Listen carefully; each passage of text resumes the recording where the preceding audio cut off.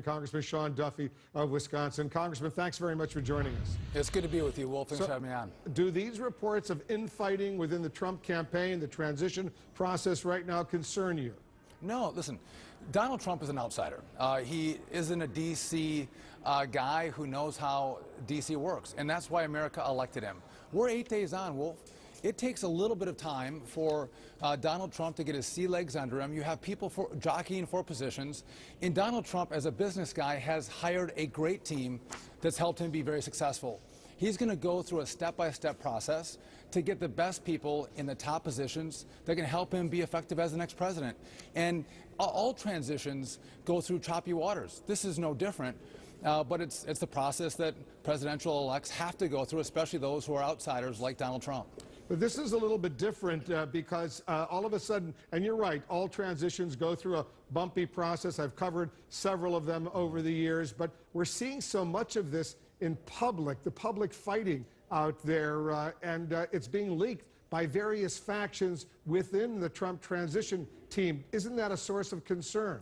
Well, I don't think so. So I would tell you that, Paul Ryan was one of the leaders on the transition team, had Romney and Ryan won 4 years ago.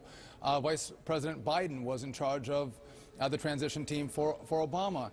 And with Donald Trump, he and Pence were out there doing 3, 4, 5 rallies a day. Neither of them took the time to work on the transition team. So now that he's won, you transition your most trusted people into the position to start building the team out. And so it would make sense that Chris Christie would slide out of that position, Donald Trump and Mike Pence step into it, and they start methodically working through what Chris Christie had done and what they're going to do to build out their team the way they see fit.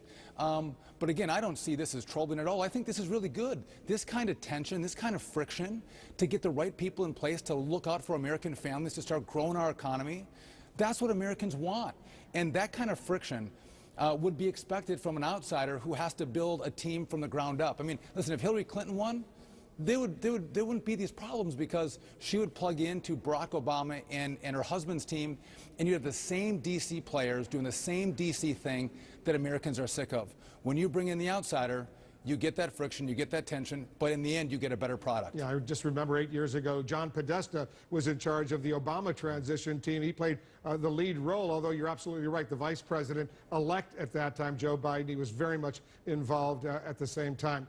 As you know, Rudy Giuliani is now reportedly being considered for Secretary of State. There are some concerns that his law firm, his security firm, had ties to foreign governments, including Venezuela, Qatar, among several others. Does that give you any concern? It doesn't, because Rudy Giuliani, as a private citizen, grew a business. And in that business, he had contacts with other people in other countries and other governments. That could be and would be expected. The difference between a Rudy Giuliani and a Hillary Clinton is Giuliani wasn't in power. Giuliani wasn't in the State Department. Giuliani hasn't used a position of power in government to benefit himself in relationships with other foreign governments, unlike Hillary Clinton, where the allegation goes that she used the State Department to help the Clinton Foundation. Now, I think it's important, Wolf, that if Rudy Giuliani takes one of these positions, he has to sever his ties from the private sector as he now goes in from the public sector as he now goes into the private sector, because you can't have any lines that are blurred. We saw that the American people really disliked when you blur lines between whether it's a private foundation or a private business and the work that you're supposed to do for the American people. So I would expect him to cut those ties, and I'm completely confident that Rudy Giuliani, however he serves, would serve well on behalf of the American people and only for their best interests. You think he should be nominated as Secretary of State? I don't know what that's up to Donald Trump, but I think a position that Mr. Trump would trust him in, working for the American people. He's America's mayor. He's served New York City well. I think he would serve the country really well, no matter where Donald Trump puts him. Donald Trump, he took to Twitter this morning and issued a series of tweets saying there was no infighting within the transition team. He blamed the New York Times for bad reporting. Do you believe the president-elect of the United States should be tweeting his reactions to these kinds of reports that he doesn't agree with, or should the president-elect let others, some of his aides, do that kind of tweeting? You know, Wolf, I don't think that it's very presidential to be up at night tweeting out, but I think Donald Trump If he really restructures how he uses Twitter, it can be beneficial for him. If he wants to go over the media, if he wants to go over Wolf Blitzer and talk directly to the people that you talk to, he can do that by way of Twitter and push back on some stories that he thinks is false. But I do think you have to have some restrictions and guide rails on how you use it.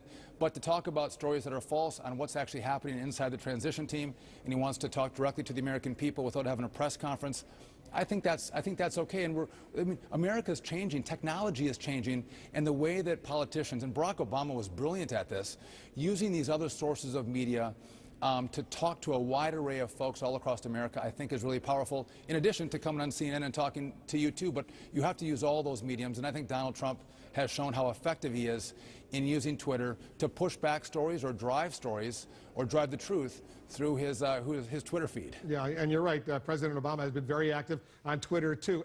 @POTUS has millions of followers. The only distinction, though, is he lets his aides, scream, if you will, at the news media, at his critics. He tries to stay above that as President of the United States. I assume that will happen once Donald Trump is, maybe I'm wrong, once he's actually sworn in and inaugurated.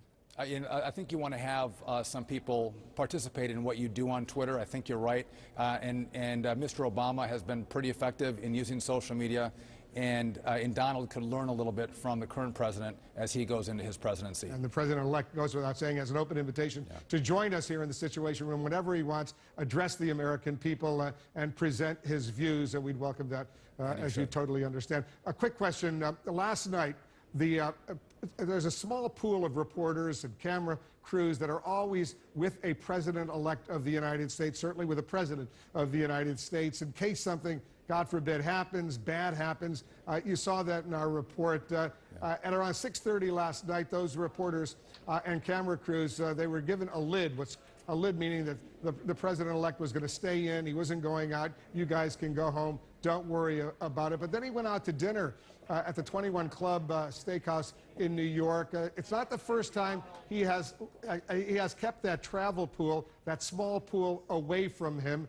And you saw the condemnation, the concern that a lot of journalists are releasing today, including the White House Correspondents Association. Not that they're, that this is a petty thing. They are the representatives of the American people, and the American people have a right to know what the president-elect and the president of the United States are doing. Yeah, and I think this is something that Mr. Trump will grow into. Maybe he told them that he was staying in for the night and then went out, didn't really understand the backlash he would get from the media, because the media has a role in making sure they tell the story of the president-elect. And I think this is just one of those growing pains that he will go through as he figures out, how do I go through this phase as president-elect to president, and what's the role in the relationship that I have with the media. And I think it's important that presidents be frank and honest and forthright with their schedule with the media so they can be followed, and you can tell the story to the American people of what's happening inside. And so I think he'll grow into this, Wolf. I think this might have been an internal mistake, but they'll figure that out as they move through the next, several months as they go into the presidency. Yeah, I certainly hope so. The media, by the way, that travel pool, they would not have gone inside the restaurant. There are a lot of others having dinner over there. Certainly everybody would have noticed the president-elect of the United States is there, and there was a lot of security that was arranged within the 24 hours before then. I hope you're right. I hope he does do what all the other presidents-elect have done, and what all the other presidents since the assassination of John F. Kennedy back in 1963. Yeah. This has gone on without interruption. And Wolf, he's been kind of held up in Trump Tower since the election, and one of the first times he goes out, it's an interesting story, and you want to follow it. I applaud his decision to take his family out to dinner. Everybody's happy about that. The only thing is, he should have told the small group of reporters there, you know what, join us in the motorcade. We're going to go a few blocks away. You can hang out, and then when we leave a couple hours later, we'll see you then. That's the only thing I'm saying. How great is that for us, the American people, to see him go out for one of the first times and go have dinner with his family? I hope he enjoyed. And Wolf, those images are great images for the American people to see that only you can tell. And again, I think he'll grow into this and understand I have a different responsibility now as the president-elect than I did as a businessman in New York. Yeah, I totally agree with you, Congressman. Stay with us. There's more coming up. We'll take a quick break. We'll be right back.